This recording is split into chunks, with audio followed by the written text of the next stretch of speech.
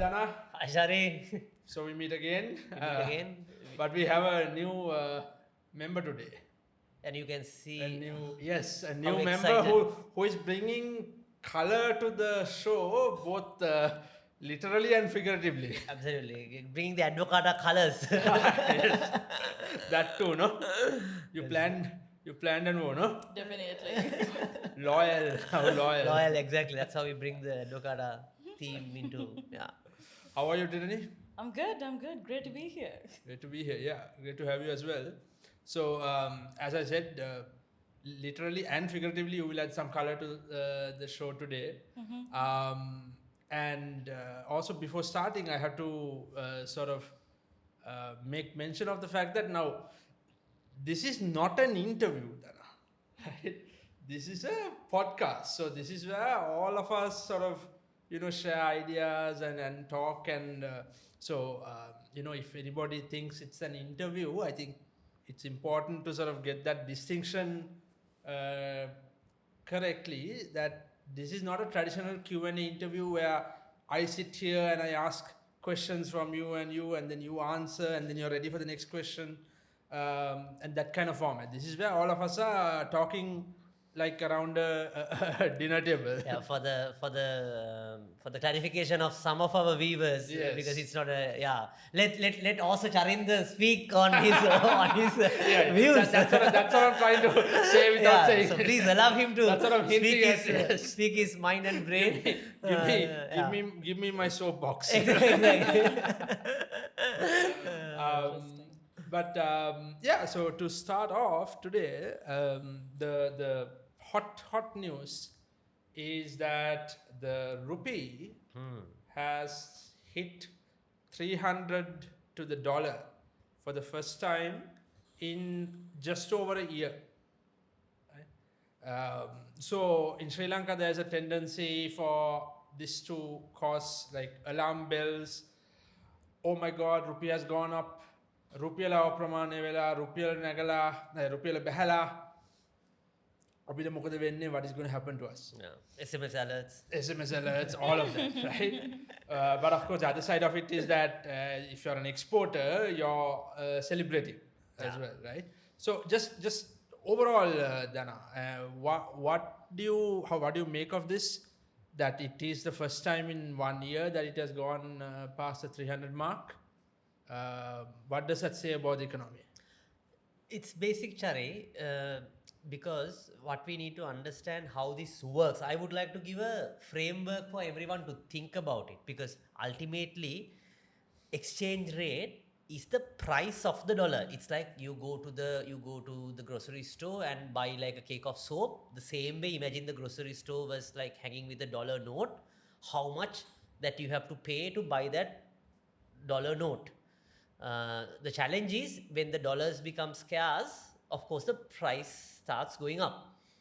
And of course at the same time, on the other side, if it's from the demand side, if more people are going and asking for more and more dollars, of course the shopkeeper will increase the price, because otherwise he will not have enough supply to give dollars.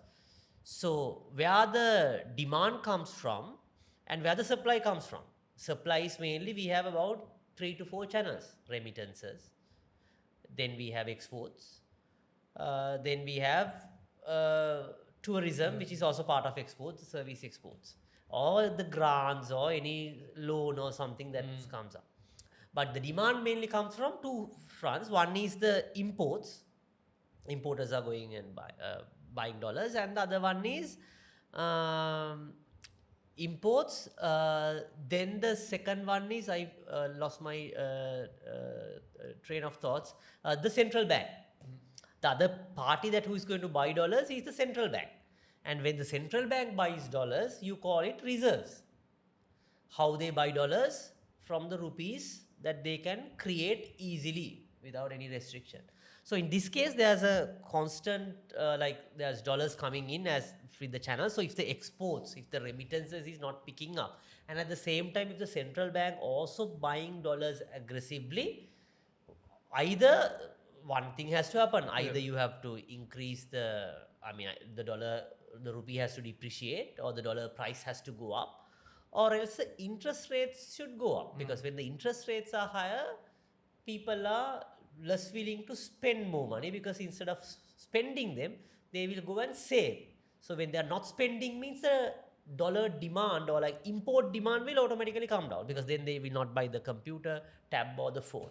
So that's what has happened, because central bank is also, it's not there dollars are scarce. Of course dollars are scarce in the context of central bank also need to aggressively buy dollars to build up the reserves. So there's a slight depreciation. I think it's normal. I mean, the impact for personal finances would be, now this is like also, if you have dollar savings, it's like a increase in the interest rate that it's appreciate, not really in value, but in terms of rupees, it has a appreciation. Of course, the exporters, as you said, will benefit, and the importers will sometimes rush to buy more dollars. The vehicle prices will go up if it continues. Some of the import items will continue. So as a result, the demand will also come down, because let's say 3 rupee, 5 rupee difference is basically the vehicle prices will go up. If it's like a $50,000 vehicle, you can do the maths. 50,000 into 5 rupees, 250 rupees, 250,000 rupees, it should go up. So those were the implications. Right. So generally, now you're saying at the moment that doesn't really make any commentary on the economy as a whole, right? Not really. I mean, you people, unfortunately, Chari, that's what we have been saying also. People measure the economy by the either the stock market, which is not a bad. I mean, you can, but you need But to I mean, understand. in Sri Lanka, the stock market is such a small component. Absolutely. At least in, say, a developed country, you can get a fair idea about what the economy is doing based on the stock market. But in Sri Lanka, you really can't. Yeah. That's one. And also the currency, I mean, currency depreciates, it appreciates. You remember it went to 360, came to 285. And if the central bank doesn't buy dollars, actually it can appreciate. That's what I said. It depends on which tool or which mechanism. If the central bank says, no, I'm not buying dollars, the currency will actually start appreciating. But if the central bank aggressively wants to buy to build reserves because there's a dollar payment that is coming up or something like that, the currency will depreciate. So it's a dynamic thing. It's better that you allow it to appreciate to an extent, rather than trying to hold it, because if you're trying to hold it, you are basically distorting in a way, trying to distort the market. So yeah. But what do you think about the impact on the poor people? Because that's one of the concerns generally, the social safety nets and all that. How would it reflect in them, or what is like the sentiment in the society in your view when the dollar depreciate? On that front, of course, I can't really say I have a lot to comment on that, because one is that, let's say if I was ultra poor, or let's say on the poor end of things, I really do not have the expectation to buy a lot of things, let's say from e-commerce or from Temu or from Alibaba, where I have to directly negotiate or like use dollars, right? But if it really impacts the food prices, or if it impacts the electricity on those fronts, then okay, there's an issue, right? But that also means whether are we using dollars to purchase oil, and whether that reflects the purchasing power on the lower bottom half of the country, right? So I wouldn't say that because of this dynamic there's a first order change or second order change because of it, but something to keep look at. Yeah, it's an interesting point, because Chari, with the rupee, as you know, the electricity prices, this formula has that's exchange rate is one variable. So that's the other side of it.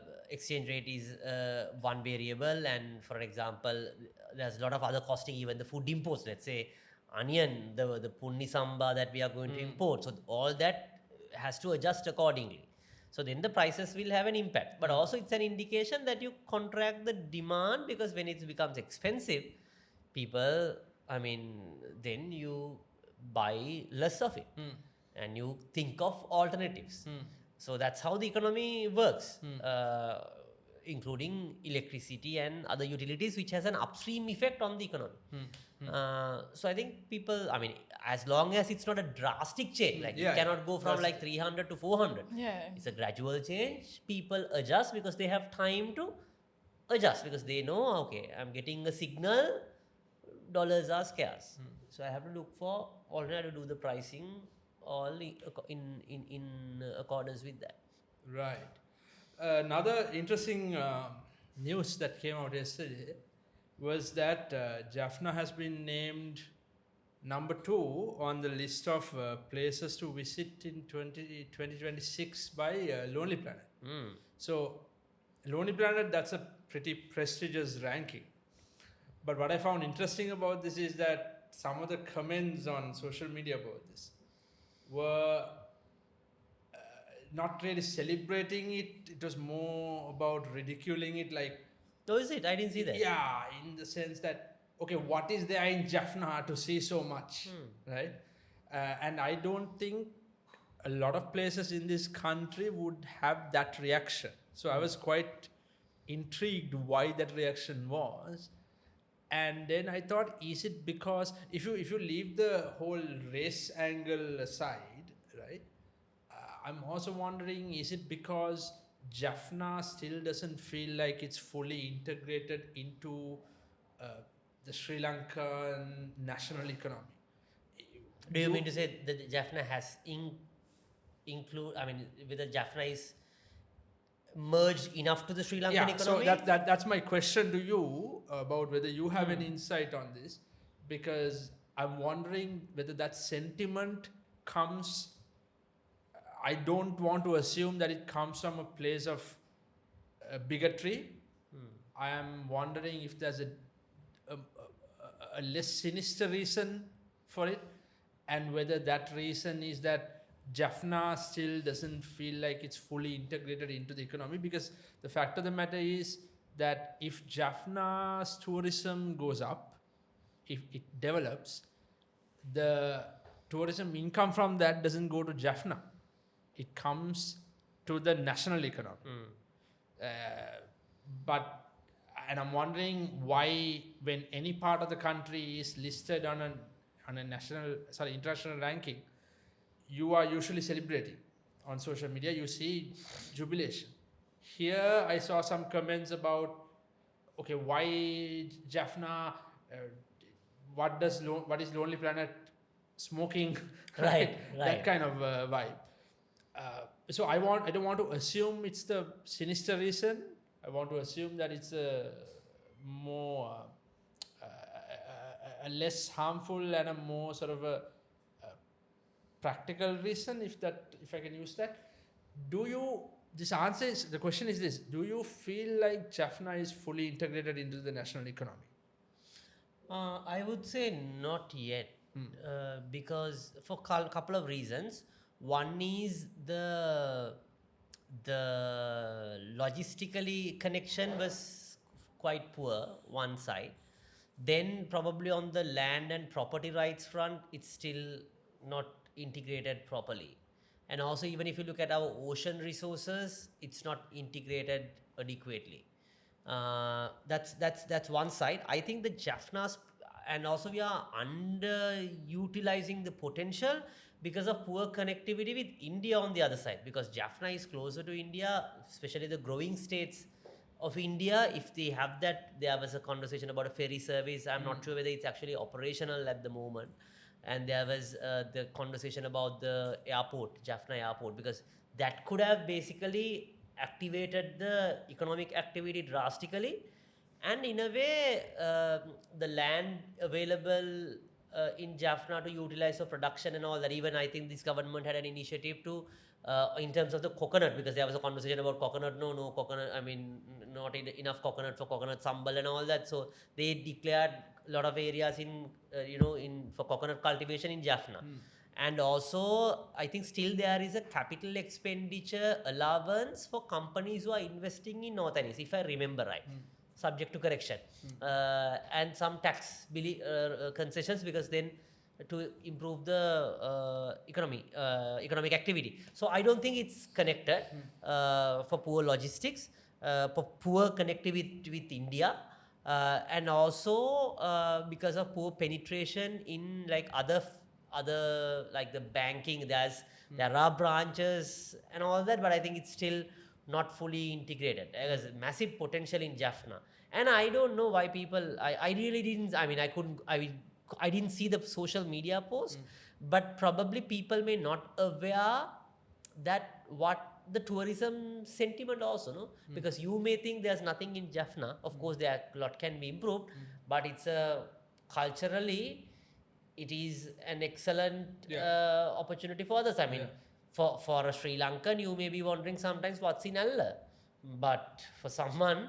who hasn't seen Allah, it's an excellent opportunity. Yeah, So I think it may also be a simple case of Jaffna not having mountains or, I mean, a real major beach. Yes, Charindra is there, but not the kind of beaches that you get in down south or the east coast. So it could be an innocent reason like that, but I'm just trying to drill down I think and the see. reason is actually because of its rich culture and traditions that they have. So the Kovil's and how there are stories around it. I think that's the most reason why Jaffna is being promoted. Comparatively to down south, let's say, why is down south not in Lonely Planet or something? Yeah. But I think that's the rationale behind that. and also I mean, if by the whether we like it or not, also the comeback, no, there was a terrorist, like the challenge was there, and now people also want to see after 20 years how people have, like, you know, how the transformation takes place. So I think that is another aspect. Yeah, it has a stronger story than most. Exactly, it has a parts of very Sri strong. Lanka, It has a stronger story, and I think we So have to the people capitalize on who are that. interested in, and that's what some people don't realize, that tourists are also interested in narratives and stories and background and history, Correct. Yeah. and they are not coming purely for beaches and mountains and or partying, as is the case with Allah. Allah is almost everybody who goes there is looking for a good party, and parts of the south are also like that. Whereas the tourists who go to Kandy would have a different story, but of course they would have the mountains. So they say you're either a beach person or a mountain person, right? So I A suppose very that- valid point, Jari, because I mean, we should not judge a tourist by our preferences. exactly. Yeah. Because, you know, different people travel for different reasons. Yeah. Some people go for museums, some may not. Yeah. So just because you don't like museums doesn't mean the others do not like museums. So in Jaffna, there is something that we do not know that may be interesting for people and the international, traveling community. Yeah. So I think we have to embrace that. Yeah, of course, And of even course. the beaches and that Nila Valley too, that stretch is, I mean, even if you're looking for beaches and things like that, it's still an excellent destination. Yeah. So you are spot on. You should not judge them by it has to be a mountain or a beach. Have you guys done any sort of research on But Jaffna? generally must, how do you see because I think I was thinking around with the fact that Lonely Planet was saying that this will be good in 2026 and not now, right? I was just thinking around it, like, are we really equipped to, with the demand that's going to be, I mean, with this post, of course, it's creating demand, right? People are interested in this. But is Jaffna really ready for that income? Is something that I was thinking about, like, okay, that dynamic come in, what are the things that you are going to do? But that also translates to whether Jaffna is business ready, right? Whether economic activity is ready to perform for that. And I was thinking again now, obviously this government has done a program like Himikam, where they distributed land and all that. But there are plenty of land that's still stuck under, let's say, either it's on mines or it's still, the deeds are not even properly declared on these lands, right? It's deedless, to be precise. So there are programs in Sri Lanka like Bimsabe where land titling can be used, but since it's not accelerated also, ownership of land is also not clearly defined. So given that land is something foundational for a business, right? For business to thrive on, and if you don't have that clearly, again, another issue. And land is just number one, right? So once again, so do you mean that the Jaffna in particular after the war, the land titling or like the ownership of the land is fairly unclear compared to other parts of the country? Do you have any I mean, not numbers per se, but with the KIIs, the interviews that I had with the endowment authorities, that from them only I understood that there's some negligence, let's say, because the priority is more towards the Western province and other centrals and all that, right? Where economic activity is performing. Yeah. But And the just going to the economic impact of the lack of land or the lack of land title, not lack of land. How do you invest the money you have, the income you have, the profits you get, the wealth that you generate? One major thing that you invest in, and you can come in here, is in land. A lot of people, if they have the title, then they can, whether they use it for agriculture, if they use it for some sort of construction, if they have the title, it just becomes so much simpler for them. Right? correct, yes, very much easy. The transaction is quicker. There you go. So Right? So if you're doing it on somebody else's land or land that you don't have title for, you wouldn't commit to it in the same way. correct. Right? So then that investment would go elsewhere. Yes. And where that would go, we don't know. Yeah. This again translates whether a foreign business person wants to come and do business in Sri Lanka. Exactly. If Sri Lankans can't have access to land, how could a foreigner do something about it, right? Exactly. So that's something Yeah, to note. I think the other point is, Shari, now in terms of economics, since you asked that whether we are integrated enough, the other point is actually Jaffna has in that case the massive potential than any other part, because if we can clear that land, if you try to do something in Colombo, it would be very difficult. Yes. Because already it's urbanized and all that. But of course the Jaffna, the challenge is the logistically, like the distance to the port. But in other sort of investments, since it's like not very populated, one thing. Second thing is you have a massive diaspora community who has money, who has also network and know-how. Yeah. It's just a matter of creating that narrative that why you should come back and invest. Yeah. Right? Because I went to Jaffna a few years ago. Hmm. Okay. And by that time, it was already certainly more than 10 years after the end of the war. And there was development, but I couldn't help feeling that there could have been more. Oh. Yeah. With a focus initiative. And that's why I feel, Dana and Tirani, that governments may be also to blame for this, that Jaffna has not been fully integrated, and I think you back this up, but it doesn't feel like it's fully integrated into the national economy, because if it was, it should benefit from the South Indian growth. And you know this better than me, South India is the growth hub now. North India is actually struggling comparatively. So South India is basically carrying most of the burden in terms of the growth. So Jaffna hasn't benefited, it hasn't benefited visibly from that. Correct. Then secondly, the fact that diaspora that you were talking about. Yeah, the remittances are coming, but where are the remittances then, going into? And then maybe the lack of land title is one reason for the lack of investment on that front, as you said. But is there also sort of a drug issue as well there? Yeah, definitely. Yeah. Because I'll come to the remittances, but the important point is, Shari, now is on to allow that business system to work. Now, if you look at Colombo, why it is, comparatively developed is because of the port. So the airport and the port, Jaffna port, I'm not very sure, but the Jaffna airport has to have, I would say, the international, I'm not sure whether I remember there was a international status was given or not.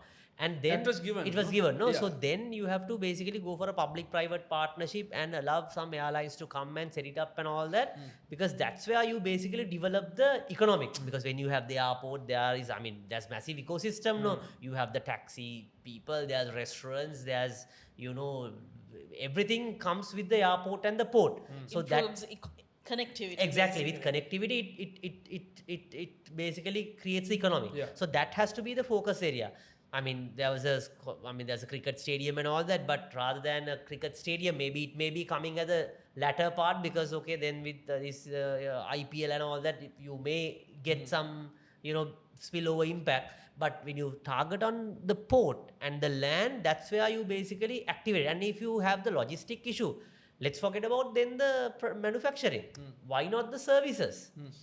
because services, that is mainly you're not shipping something from, Yeah. so you get the services because this YAL, this center and all that is there, and there are people that can be done. On your point on remittances, but unfortunately what is also the downside of remittances, while we all celebrate remittances, I feel also from the conversations that I had with people in Jaffna and who are connected, these remittances also has become a bit of a curse to them, because now you get easy money because there was a sentiment of Jaffna people are hard working, they are smarter and all that, which is I think true. But now with remittances coming in, they have become complacent. Now that's where the drug issue comes in and all the other social issues, because now you get easy cash, and then you're not really hardworking, or the business ecosystem is not there for you to build skills and to get on something, and you're depending on remittances. So that's the other side of remittances. Any thoughts, Tirani, with your No, work? precisely. What I was thinking is that now again boils down to whether how I can reinvest this remittances into the Jaffna market or that area, right?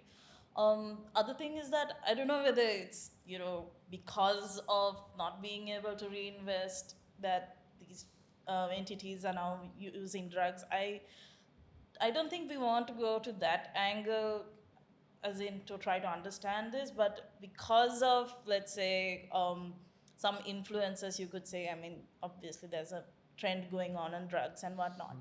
But again, I think the government, of course, should prioritize on less seasonal infrastructures like the stadium or whatnot. But again, as what Dana mentioned, more on connectivity, on how businesses can perform in that. And the question is that apparently in Jaffna there's more startup penetration, right?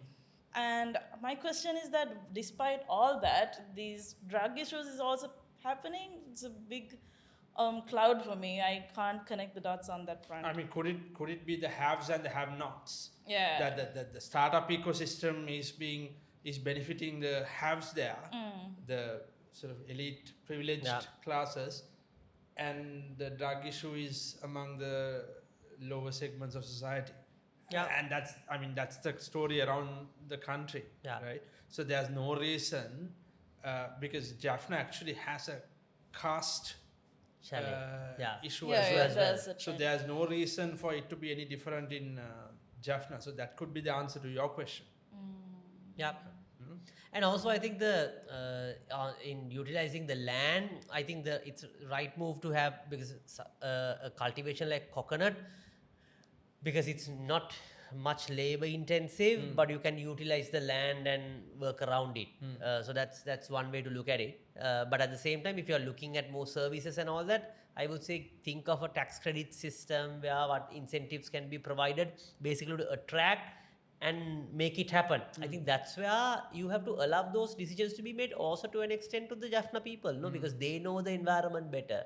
They know the connections better. Rather than me and you going and trying to set up in Jaffna, it would be very difficult. We don't understand the cultural differences, the caste issues and all that.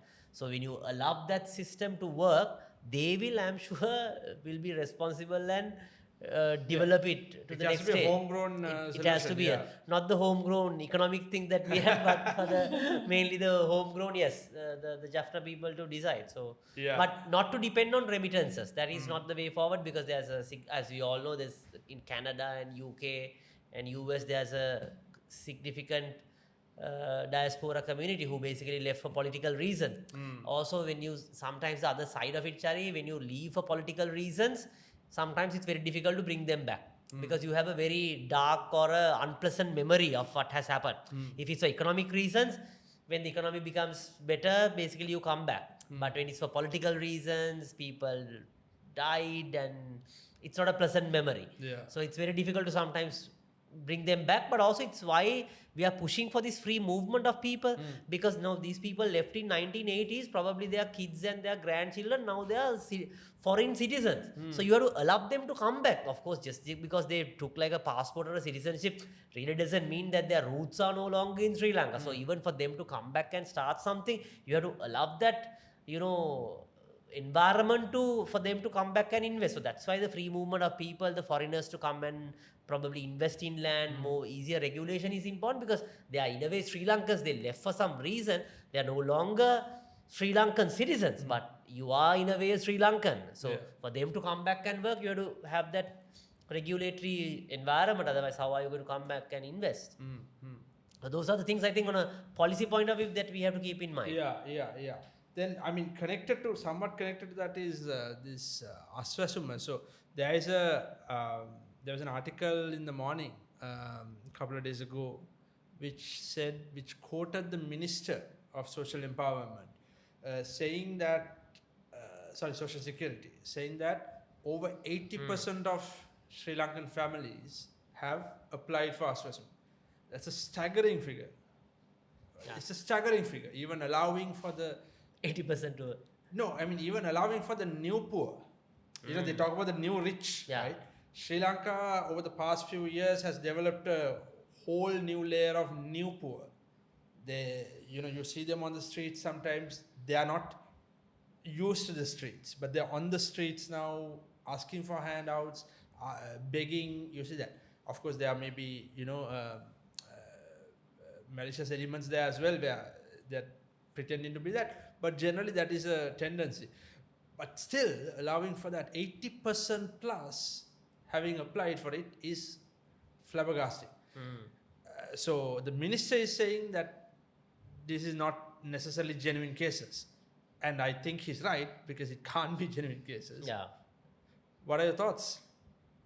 Tirani, you Yeah, have. I could go ahead with this. I mean, 80% does not mean that there are 80% of the population that qualifies under the 22 dimension that Aswesuma has listed, Yeah. right? They have 22 dimensions, no? Yes, And yes. assessment. So, I mean, to go through all that, obviously, I don't know what's the end result of it anyways, but the fact that, So the idea is that most of these would get disqualified. yeah, Yeah, but then Precisely. they have applied. yes. So the question is more about not Sri Lanka's poverty necessarily, but the welfare mentality that there may be. You know. I want to disagree on that Okay. because I don't want to say that it's a dependency that we have within the Sri Lankan culture on welfare benefits, right? But the point is that now, given that I think the World Bank also mentioned recently in their report where poverty levels are not matching the 2018-2019. It's more like, I mean, it has doubled it, and we are not matched. We are not matched, basically. I mean, currently we are not matched to 2018. We had about 25%, right? Yes, That's what they said, yes, no? yes, 25%, yes. and another 10%, it's like at the margin, right? Correct. Yeah. And with that in mind, Aswesuma, we can't really critique that because it's only meaningfully implemented 2023 onwards. It's like only 2 years, right? If you want to comment, maybe comment on Samurdhi, something like that, where targeting was inefficient, stuff like that. But now with the 22 dimensions that Aswesuma is trying to bring, they are trying to target people who necessarily need it, right? And with that only, I'm saying, with that proper targeting, obviously there's some graduation programs that is expected in the Aswesuma program. But of course, I'm not too sure whether the next government or this government is going to perform well with this. But you see, the funds that goes to this can be allocated from the money that you put for SOEs also. And something that you have to think about, right? Where the tax money is going towards and all that. And again, on the dependency part, I kind of disagree because people do need this, right? But it does not mean that they're trying to get free things. They don't have a choice. They're trying to, survive at the end of the day, right? And yeah, that's about it. Yeah, my feeling is, Shari, now Aswesuma, while it's a social safety net, for some people, it's like their perception is it's like your retirement. For an example, for someone who is doing, no offense to them, like let's say some domestic work, no children, or for whatever the context, for them sometimes they actually have a earning which is coming on a cash basis. So which is not captured probably in this 22 matrix because, someone works for us, we pay, it's not captured in the banking system or anything, right? But for them, they also do not want to let go Aswesuma, which is not the right thing, because they think, okay, imagine like, okay, these are all casual work. Yeah. If I say not come to work tomorrow, and okay, how am I going to depend?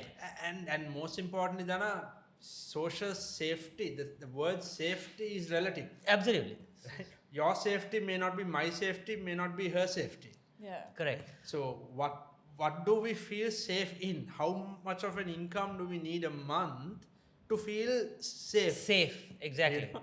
And that's, I think. So probably I have a feeling that may have driven to an extent why for people to apply, while it's easy to criticize, okay, there's a depending mentality, which is, I agree. I still stand by that. Exactly, I But, still stand by that. It's but also signal of stress and inadequacy of Yeah. things, right? Where people struggle still and Yeah. people want to get more relief. yeah, so let's say even out of that 80%, definitely 25% is on the poverty, no? So, and there's another 10% according to the World Bank itself says they are at the margin. So it's natural for them to consider that 35% to even to apply, because you are pretty much at a difficult situation. So then the challenge is, what's this other 45%? They maybe, you call it like, I don't know, they may be falling below the poverty line and again bouncing back, sort of a context. But I think that's the notion of that, as you said, the safety, at what point that I feel safer, or like at what point whether I have like a backup option if I lose my job or anything, so I keep it as a backup with the absence of the safety net. But I think what also this brings up the opportunity on the other side, why the financial markets, the insurance market has to step up and offer products, because that can provide a sense of safety. Because if, for example, if I have a way to contribute to an insurance scheme when I could earn, then I may not apply at the age of 55, because I know at least from my insurance I can depend, and it's like hedge for inflation. So then I'm assured that I will I don't have to depend on Aswesuma or any other government or taxpayer funded social safety net program, because if we have the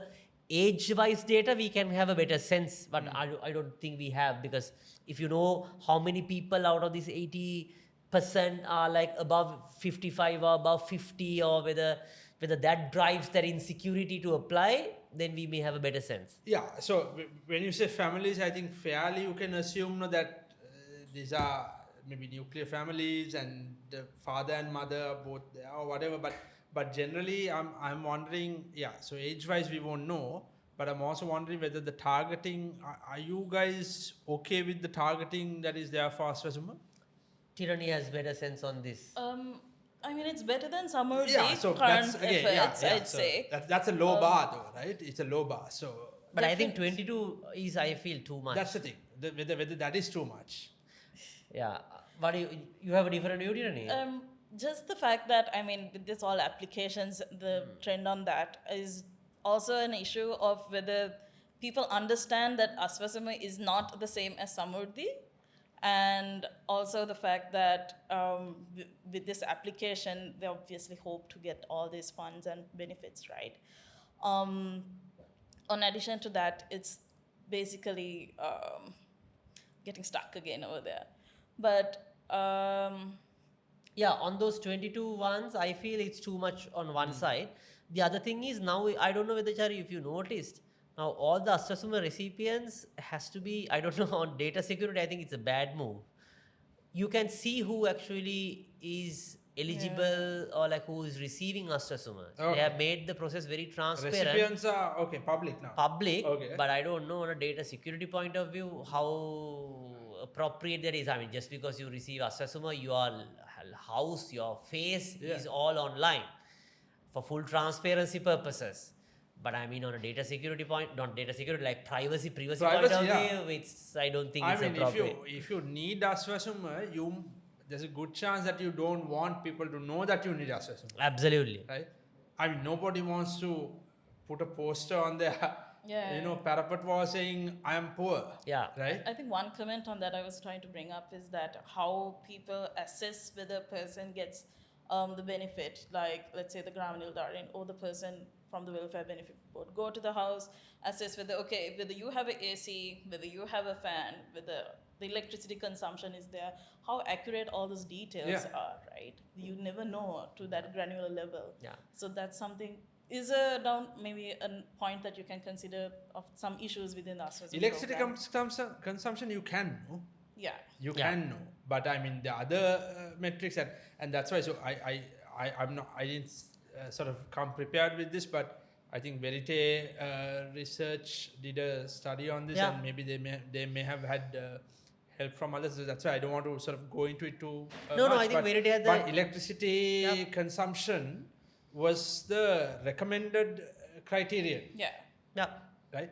So because that is you can't fake that, whereas everything else, because not everything has to go through the banking system, right? Yeah. So you can claim to have a lower income than you actually do. Yeah, I think the Verite's proposal was, even we were in a way mentioning, we didn't say it's only electricity, but 22 I think is too much. Yeah. Because very difficult to track. But anyway, probably it was brought in for the transparency challenges. But electricity was the recommend, because that has a indication. In fact, we published a paper on that, Right. like a white paper, Right. research paper. But this is the interesting point. Now with the digitization approach, actually this can become more easier. Yes. Because Absolutely. that's one user case I think probably would be with the digitization, this digital public infrastructure on the social safety net, where probably it may have the access, like even, when you give your whatever that social security number or whatever, that you can buy goods from the supermarket chain or whatever at a discounted rate. Yeah. So then it's easy to trace and to the subsidize. digital ID would cover all this, right? Absolutely. Yeah. And capture, because even you can cross-check the data. For an example, one case that was brought out was, some people claim for Aswesuma, but when you ask, they have 3 German Shepherd dogs. So that questions like, of course, none of the other things, but it also questions, how are you going to, this may be a outlier case, but how are you going to feed 3 dogs if you really are finding it difficult to survive, right? And but when you connect all the digital like public infrastructure, whether you have a vehicle, whether it's registered under your name, whether who is your parent, whether it's under you, all that can be connected. And whether do you have any members overseas, whether someone has traveled, of course, surveillance wise is a different case. But on certain data layers, I'm not a technical person, but you can probably assess. And on the other side, if you recall when Samurdhi was there, 40% of the Samurdhi budget was for administration. Which is, I thought, absurd, because you are spending pretty much half of it for admin purposes rather than the real beneficiary. So all those things can be basically streamlined with the digitization process, not the digitization, building the public digital infrastructure, which will take a few years, but I think that will be basically a groundbreaking, transformational reform that we all think. Leakage will be minimal, people will be accountable, and the process would be simpler, easier, faster. Yeah, and it's way overdue. Overdue. It should have started years ago, but I'm glad it's finally happening. We actually have to talk about that also, but we absolutely have no time today because that's a huge topic. So we'll do it in a future. What's your sentiments? I think we are running out of time, but what's your sentiment on the politics, Chari, and all like the issues that we discussed today? The currency depreciation, what is this Jaffna thing, and also the Aswesuma and the social safety net, because with elections, all those 3 basically are connected topics. Yeah. What's your sense on the opposition on No, I mean there's hardly a real opposition at the moment, so that makes life easier for the government, which is quite sad because irrespective of which side you support, you would, for the sake of democracy, you would want a strong opposition, but a government that's strong enough to withstand that scrutiny and that pressure. Right now, what's happening is that the government is having an easy ride because the opposition has been completely dismantled, and it hasn't been dismantled like it has in say Russia or any authoritarian country. This is basically self-destruction on the part of the opposition. Yeah. And they've just dismantled themselves and made the path forward really easy for the government. So the government, I think, as they say, with great power comes great responsibility, right? So this government has the responsibility now that it has the 2/3 majority, and even even outside parliament there's no real opposition. Now they're planning a rally on the Somewhere, 21st called Mahajana Handa, if I remember correctly. And for that rally, they can't get everybody together. So that's how fragmented the opposition is. If they're fragmented, they should be united. You should be stronger. United, you should stand. This is united, we fall. And that's why it's sad. Every time they come together, they seem to collapse. So then maybe they're better apart. But nobody who wants democracy, who's a Democrat, would like what is going on in Sri Lanka right now, because the government has so much scope to just abuse everything, change legislation to their preference. I hope the government doesn't go down that path, because it has all the opportunity it needs to go down that path. Just want to be clear, we are not the opposition, we are just the whistleblowers and bringing the insight in the absence of probably Absolutely, yeah. And that is where think tanks and research organizations become even more important. In the absence of a real substantial, significant, powerful opposition, it's the think tanks and these other independent organizations that will keep the government in check. I was just thinking from what you said, can we just say that the government is more reactive in terms of policies and not proactive in their agendas? I mean, there are so many promises from the manifestos. Are they really happening? So that's exactly my point, Tirani. To the real judgment on any government comes at the polls. And if you have an election next week, it's going to be a landslide. It is going to be a landslide, right? It is going to come very close to the election result of the parliamentary election. Right? It's going to be so much better than the presidential election. Because presidential election, people were like dipping their toes into the water, and whether people weren't sure whether, okay, I have 2 cars, will one of my cars be taken? I have this extra land, will that be taken to the government? People weren't sure. But then when they realized that's not happening, they went all in. People who didn't vote, of course, were there, but the people who voted went all in and gave a thundering majority. If they hold an election tomorrow, the sad thing is this is how fragmented and weak the opposition is. It is going to be close to that kind of landslide. Is it? Yes. Because the provincial council, the local government was... Local government election was about sending a message. And also at the local government level, Dana, it is about, I would vote for you because you're my friend. Okay. Right? Even if you're in the party that I don't support. Okay. And you saw that very clearly with the northern votes.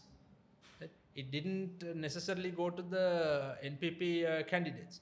If you have a general election or a presidential election, of course that's not possible, but if you have a general or a presidential next week, it's going to be, may not be exactly that amount, but it's going to be very close to that.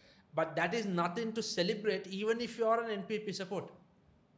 That is not good.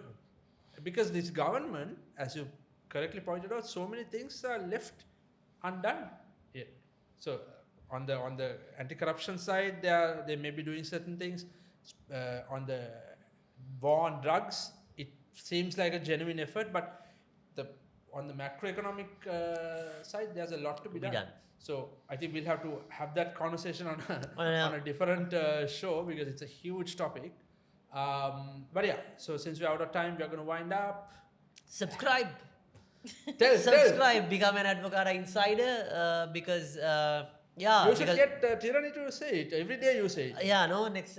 Tirani, you want to... I mean, I could try. Since we are in Be the a Advocata... loyal fellow member of Advocata for more greater news and insights. Subscribe. That's a better version, no? Nice, that's a better version, yeah. Then we'll see you... We'll see you next week. Next week.